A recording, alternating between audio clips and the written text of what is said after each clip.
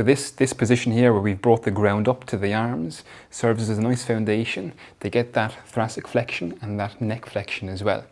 But one thing we want to consider here is, obviously with that flexion of the spine here and that chin moving towards the chest with a little bit of a nod, we're gaining the capacity to unload the upper cervical spine a little bit more. But other thing we need to consider here is how the eyes will have an impact on the behavior of these tissues.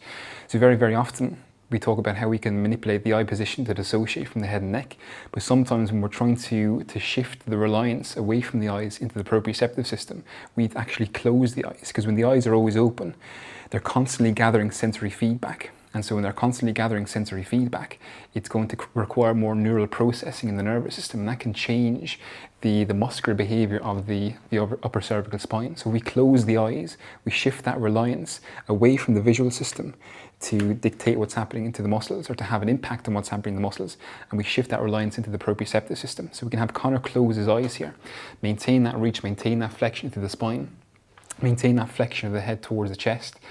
With the eyes closed, then we're just going to go through very, very small range of motion, very slow range of motion into rotation, cervical rotation. Because when we go through small range of motion with cervical rotation with the head and flexion, we're biasing the upper cervical spine. And when we close the eyes, we reduce the impact of the visual system on the upper cervical spine. So very, very small, very slow rotation of the head and neck here. He's maintaining that flexion of the rest of the body, okay, with the eyes closed.